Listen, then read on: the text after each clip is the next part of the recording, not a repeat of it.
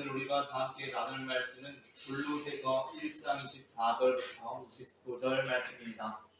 본문을 제가 봉독해 올리겠습니다. 나는 이제 너희를 위하여 받는 괴로움을 기뻐하고 그리스도의 남은 고난을 그의 몸된 교회를 위하여 내 육체에 채우노라. 내가 교회의 일꾼 된 것은 하나님이 너희를 위하여 내게 주신 직분을 따라 하나님의 말씀을 이루려 함이니라. 이 비밀은 만세와 만대로부터 감추어졌던 것인데 이제는 그의 성도들에게 나타났고 하나님이 그들로 하여금 이 비밀의 영광이 이방인 가운데 얼마나 풍성한지를 알게 하려 하심이라.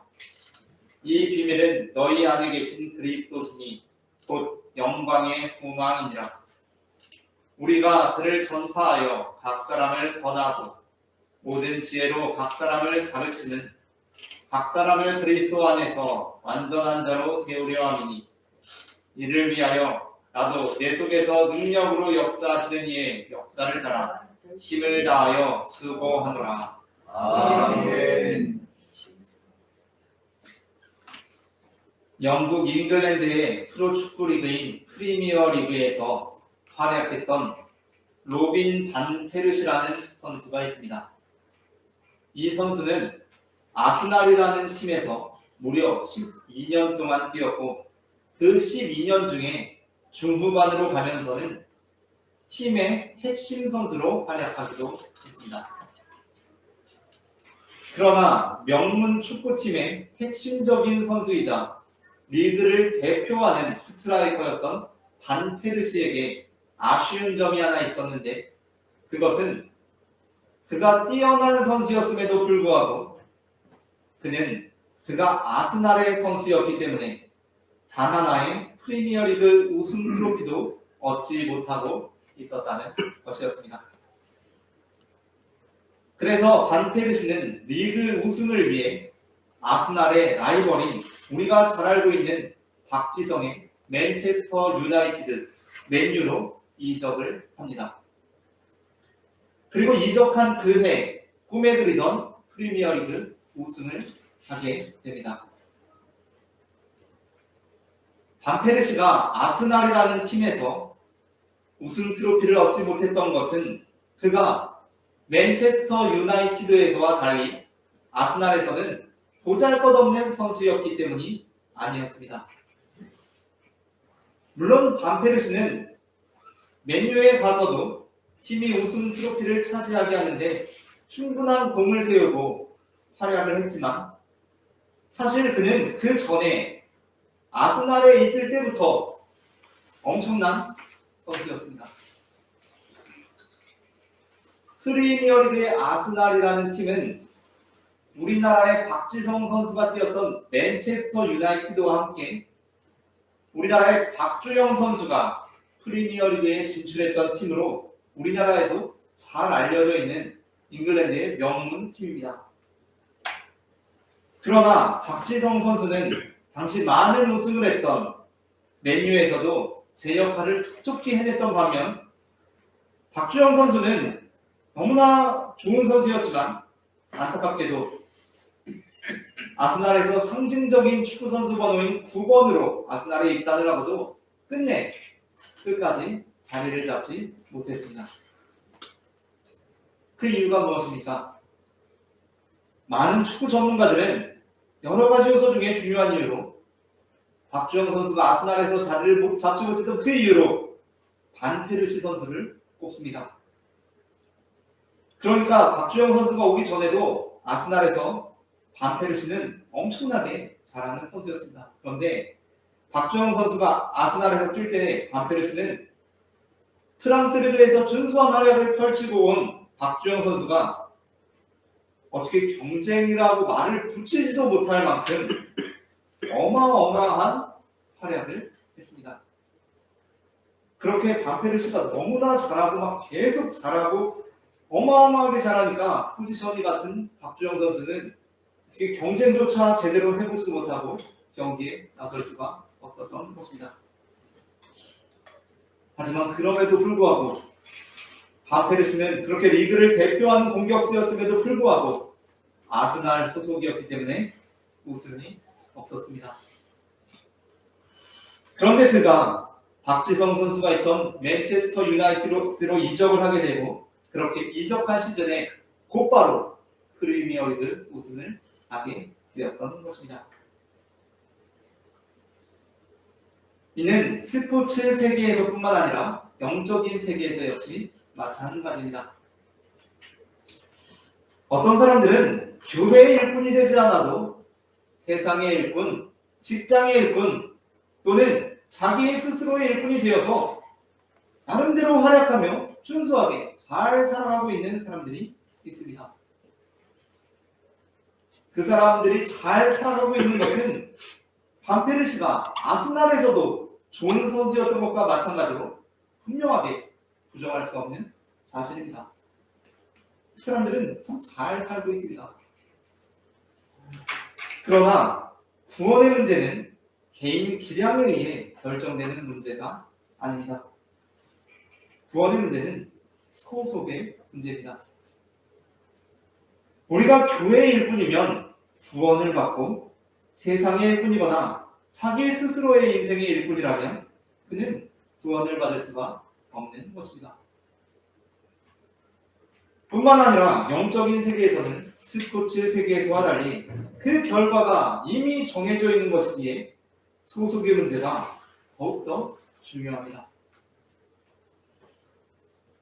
손흥민 선수가 있었던 토트넘은 좋은 클럽이었지만 꽤 오랜 시간 동안 아주 오랜 시간 동안 우승 트로피가 없었습니다. 그래서 많은 선수들이 우승 트로피를 얻기 위해 토트넘에 잘 있다가도 떠나갔고 실제로 떠나서 우승 트로피를 얻었습니다. 그러나 손흥민 선수는 끝까지 남았고 마침내 우승 트로피를 얻어냈습니다. 그것은 우리에게 감격적인 일이었습니다. 따라서 누군가는 이처럼 그게 아니라 반페르시 선수도 아스날에 남아서 우승할 수 있지 않았겠느냐라고 생각할 수도 있습니다. 하지만 그러한 과정은 영적인 세계에서는 받아들여지지 않습니다. 왜냐하면 영적인 세계에서의 우승 결과는 이미 정해져 있기 때문입니다. 프리미어리그는 보통 한 1년 가까이 한 10개월 정도, 9개월에서 10개월 정도 이렇게 진행이 됩니다. 그래서 보통 8월에 시작을 해서 5월쯤에 마치게 되는데 시즌이 시작되기 전에 여름에 그리고 시즌이 진행되고 있는 겨울에 이적 시장이 한 달 정도씩 열리게 됩니다. 그 이적 시장 중에는 선수들이 팀을 옮길 수가 있습니다. 그런데 간혹 시즌이 아직 절반밖에 진행되지 않은 겨울에 이미 어떤 한 특정한 팀이 압도적인 경기력으로 우승을 거의 이루어 놓는 경우들이 있습니다. 물론 아직은 겨울이고 봄까지 시즌이 진행돼야 되기 때문에 우승을 확정 지을 수는 없지만 우승에 아주 가까이 가는 경우들이 더러 있다는 것입니다. 그래서 그럴 때 그 팀으로 겨울에 이적을 하게 되면 불과 한 4달 정도 뛰고 우승에 거의 무임승차할 수도 있습니다.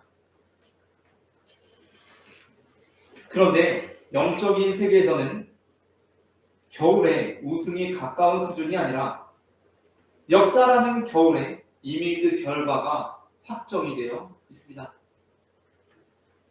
예수님께서는 십자가에서 역사의 남은 과정 속에서는 결코 뒤집을 수 없을 만큼의 승점을 이미 쌓아 놓으셨습니다.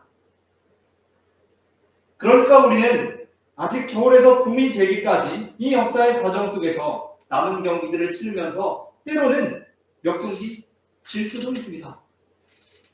경기 중에 넘어질 수도 있습니다. 때로 그게 우리의 마음을 약심케 하기도 합니다. 그러나 아무리 그렇다고 해도 예수님께서 십자가에서 이루신 리그 순위 1위라는 승점이 뒤집어질 일은 없다는 것입니다. 그렇기 때문에 영적인 세계에서는 소속의 문제가 더욱더 중요합니다.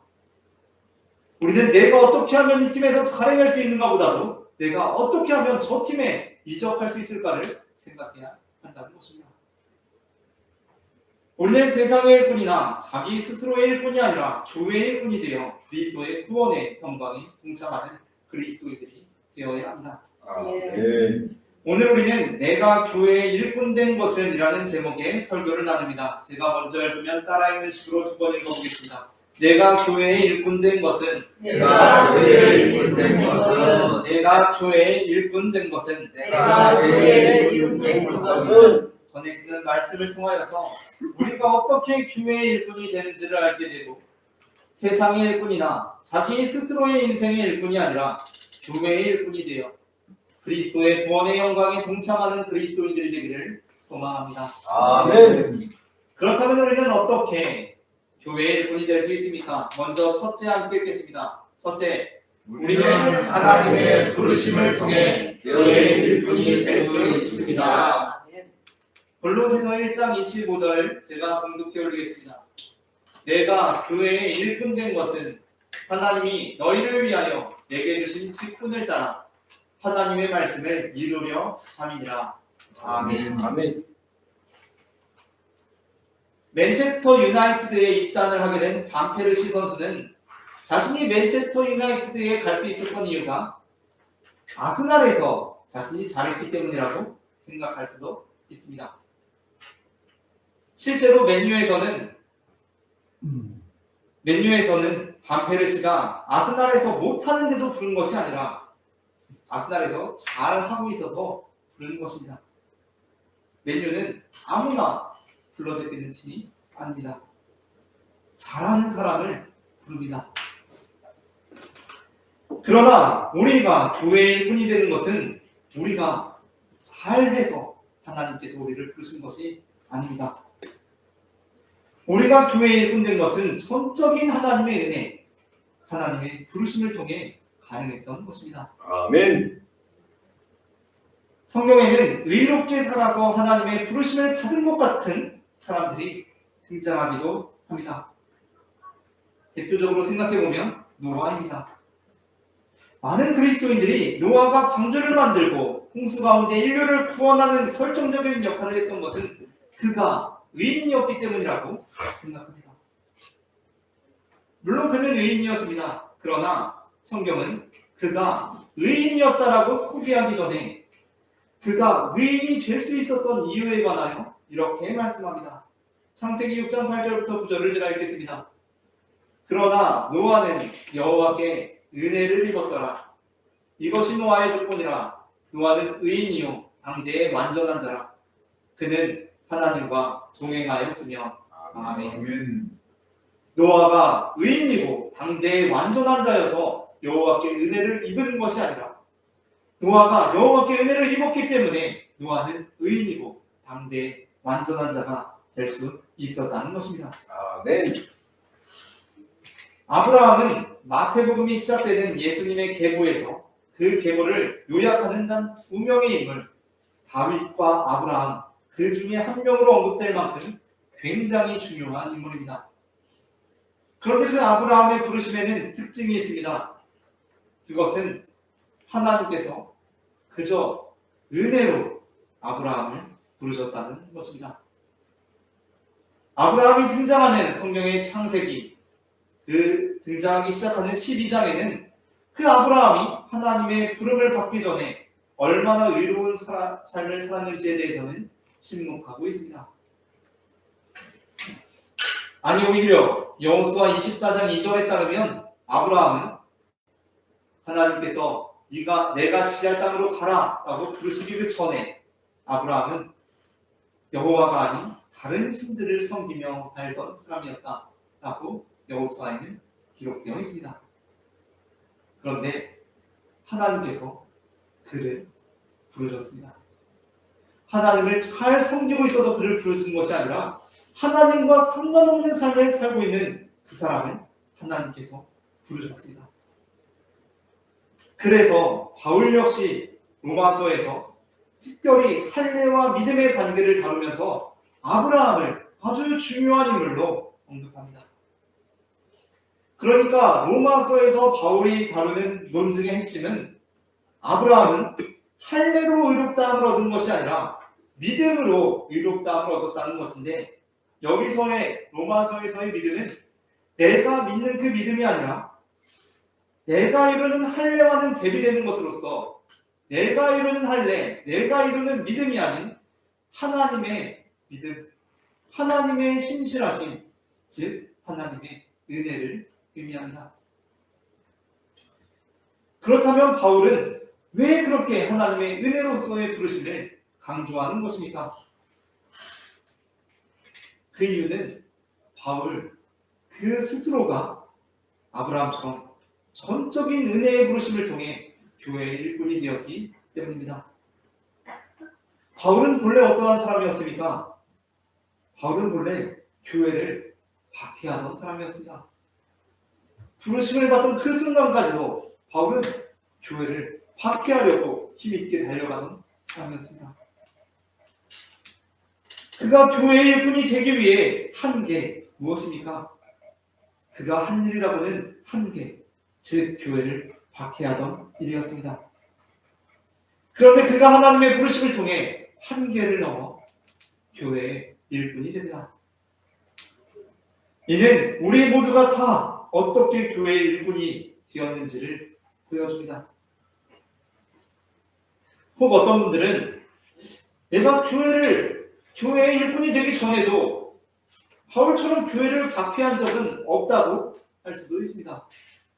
또 어떤 분들은 나는 모태신앙이어서 교회 일꾼이 되기 전에도 아브라함처럼 다른 신을 섬긴 적은 없다고 할 수도 있습니다.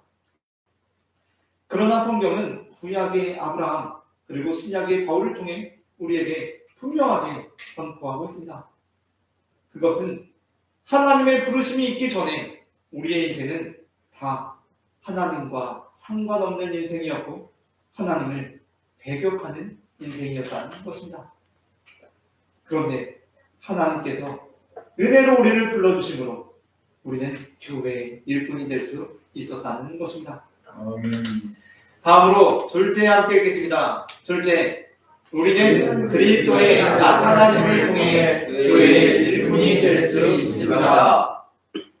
골로새서 1장 26절부터 27절을 제가 공독하겠습니다. 이 비밀은 만세와 만대로부터 감추어졌던 것인데 이제는 그의 성도들에게 나타났고 하나님이 그들로 하여금 이 비밀의 영광이 이방인 가운데 얼마나 풍성한지를 알게 하려 하시니라. 이 비밀은 너희 안에 계신 그리스도시니 곧 영광의 소망이니라. 아멘.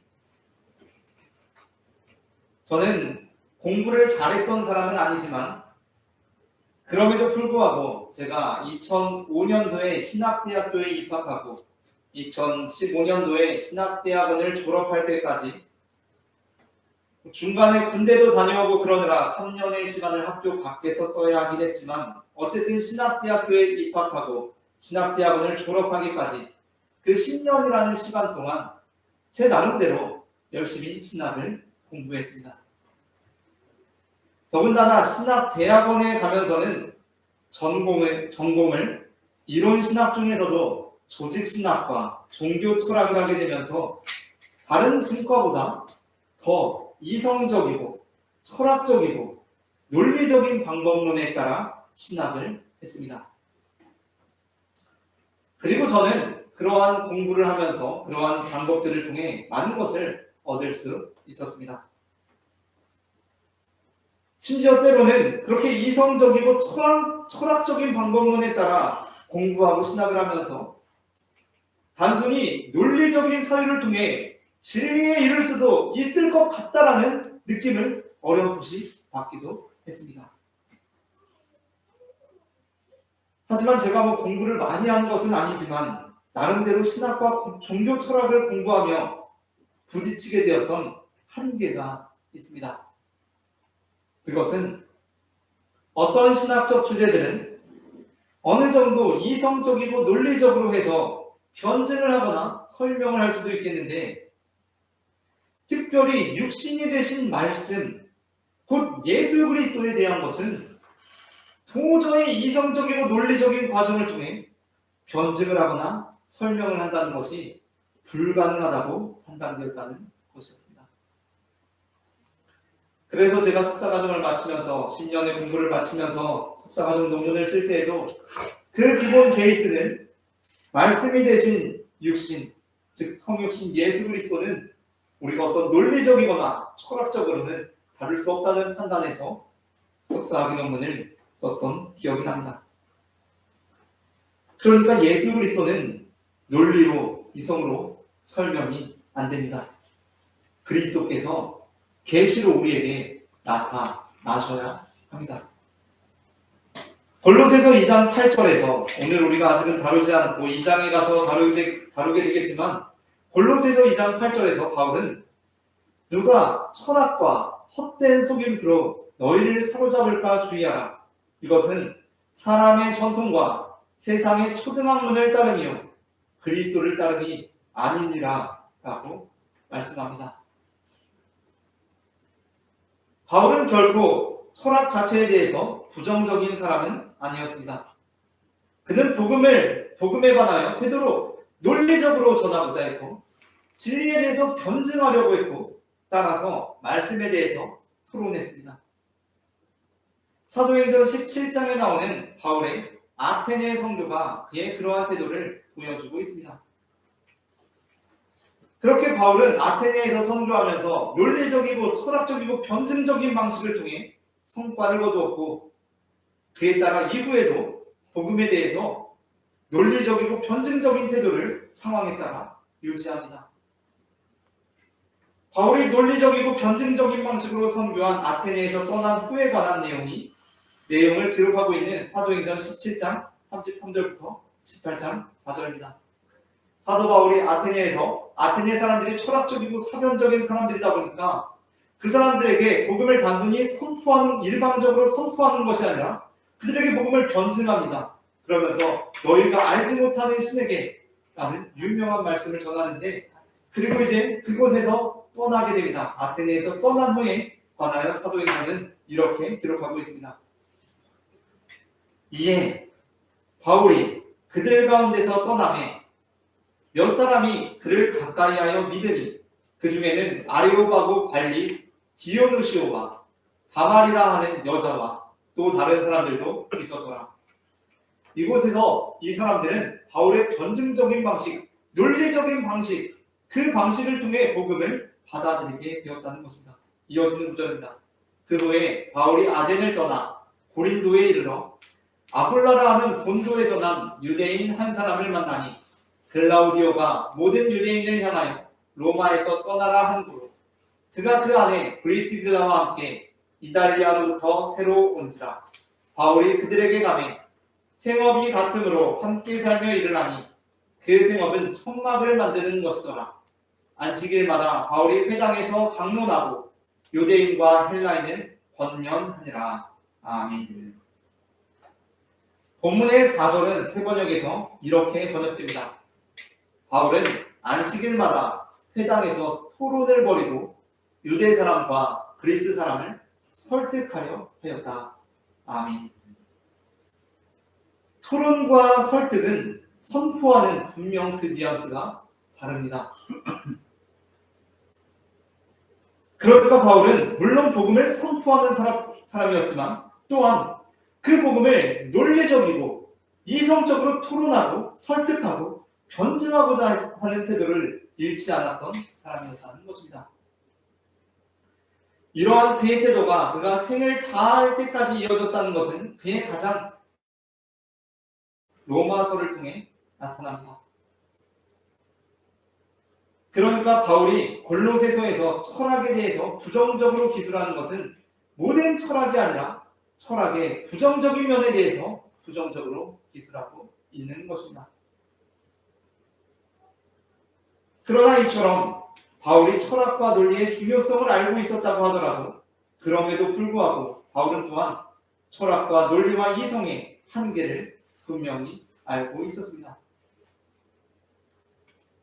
따라서 우리는 신학을 불필요하게 여겨서는 안 됩니다. 아주 간혹 어떤 목사님들이나 그리스도인들 중에 신앙과는 상반되는 것으로 잘못 생각하는 경우들이 있습니다. 그래서 신학교에 가게 되면 신학교 가서 신앙 잘 지켜 라는 말을 하기도 합니다. 신앙과는 반대되는 것으로 보는 것입니다. 그러나 그것은 신학에 대한 잘못된 태도입니다. 우리는 신학을 존중해야 합니다. 그러나 또한 우리는 신학이 다가 아니라는 것을 알고 있어야 합니다. 중세 캔터베리 대주교였던 안셀무스는 위대한 신앙인임과 동시에 학문적으로도 대학자였습니다. 그가 남긴 유명한 말씀은 이해를 추구하는 신앙, 즉 나는 믿기 위해 알고자 하는 것이 아니라 알기 위해 믿는다는 것입니다. 여기서 우리는 두 가지를 알 수 있습니다. 하나는 믿는다면 알고자 하게 된다는 것입니다. 올바른 신앙은 끊임없이 그 스스로 해명을 받고자 합니다. 내가 있는 이 내 믿음이 합리적인 것이라는 것을 확인하고 싶어 한다는 것입니다. 그리고 또 하나 알 수 있는 것은 알기 전에 믿음이 있어야 한다는 것입니다. 그 믿음이란 곧 그리스도입니다. 그리스도께서 우리에게 나타나심을 통해 우리는 알 수도 있고 교회의 일꾼도 될 수 있는 것입니다. 마지막으로 셋째 함께 읽겠습니다. 셋째, 우리는 성령님의 내주하심을 통해 교회의 일꾼이 될 수 있습니다. 골로새서 1장 28절부터 29절을 제가 봉독하겠습니다. 우리가 그를 전파하여 각 사람을 권하고 모든 지혜로 각 사람을 가르치는 각 사람을 그리스도 안에서 완전한 자로 세우려 함이니 이를 위하여 나도 내 속에서 능력으로 역사하시는 이의 역사를 따라 힘을 다하여 수고하노라. 아멘. 앞서 바울은 자신이 교회의 일꾼이 된 것은 하나님께서 자신에게 주신 직분에 따르는 것이며 만세와 만대로부터 감추어졌던 비밀은 그리스도께서 나타나심으로 가능했던 것이라고 했습니다. 그리고 이제 마지막으로 바울은 자신이 교회의 일꾼으로서 그 사명을 감당하고 힘을 다하여 수고할 수 있는 것은 자신 속에서 능력으로 역사하시는 이의 역사를 따라 가능한 것이라고 합니다. 우리가 하나님의 부르심을 받고 그리스도의 나타나심을 경험하며 교회의 일꾼이 되었다고 해도 성령님의 내주하심이 없다면 우리는 얼마 지나지 않아 우리의 삶에 찾아오는 고난을 버티지 못하고 다시 세상의 일꾼, 나 스스로의 일꾼으로 되돌아가게 됩니다. 로마서 8장 11절부터 17절을 제가 봉독하겠습니다. 예수를 죽은 자 가운데서 살리신 이의 영이 너희 안에 거하시면 그리스도 예수를 죽은 자 가운데서 살리신 이가 너희 안에 거하시는 그의 영으로 말미암아 너희 죽을 몸도 살리시리라. 그러므로 형제들아 우리가 빚진 자로 돼 육신에게 져서 육신대로 살 것이 아니니라. 너희가 육신대로 살면 반드시 죽을 것이로되 영으로서 몸의 행실을 죽이면 살리니 무릇 하나님의 영으로 인도함을 받는 사람은 곧 하나님의 아들이라. 너희는 다시 무서워하는 종의 영을 받지 아니하고 양자의 영을 받았으므로 우리가 아빠 아버지라고 부르짖느니라. 성령이 친히 우리의 영과 더불어 우리가 하나님의 자녀인 것을 증언하시나니 자녀이면 또한 상속자 곧 하나님의 상속자요 그리스도와 함께한 상속자니 우리가 그와 함께 영광을 받기 위하여 고난도 함께 받아야 할 것이니라. 아멘. 바울은 자신에게 내주하시는 성령님을 통해 괴로움까지도 기뻐하고 그리스도의 남은 고난을 그의 몸된 교회를 위하여 육체에 채울 수 있었습니다. 마태복음 13장에서 예수님께서는 씨 뿌리는 자의 비유를 들려주십니다. 그 비유를 통해 우리는 우리가 씨 뿌리는 자로서 우리가 뿌리는 씨가 때로는 아무런 열매를 맺지 못하는 것처럼 느껴질지라도 포기하지 않고 씨를 뿌림으로 100배, 60배, 30배의 결실을 거두는 자들이 되어야 한다는 것을 깨닫습니다.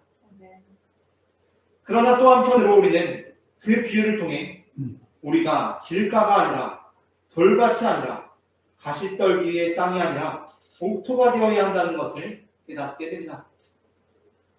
여기서 옥토란 돌도 없고 가시떨기도 없는 땅을 의미하는 것이 아니라 그 삶에 바위 같은 장애물이 있을지라도 그 삶에 고난과 역경이 찾아올지라도 100배, 60배, 30배의 결실을 맺는 땅을 의미합니다. 그렇다면 돌도 많고 가시떨기도 많은 우리의 인생이 어떻게 100배, 60배, 30배의 결실을 맺는 옥토가 될 수 있겠습니까? 그 역시 우리로 하여금 고난들까지도 함께 받게 하시는 성령의 역사를 통해 가능합니다. 앞서 읽은 로마서 8장은 이렇게 이어집니다. 35절부터 39절입니다. 누가 우리를 그리스도의 사랑에서 끊으리요? 환난이나 공고나 박해나 기근이나 적신이나 위험이나 칼이랴. 기록된 바 우리가 종일 주를 위하여 죽임을 당하게 되며 보살당할 양같이 여김을 받았나이다 하는 바와 같으니라. 그러나 이 모든 일에 우리를 사랑하시는 이로 말미암아 우리가 넉넉히 이기느니라. 내가 확신하노니 사망이나 생명이나 천사들이나 권세자들이나 현재일이나 장래일이나 능력이나 높음이나 기쁨이나 다른 어떤 피조물이라도 우리를 우리 주 그리스도 예수 안에 있는 하나님의 사랑에서 끊을 수 없으리라. 아멘. 아멘. 말씀을 마칩니다.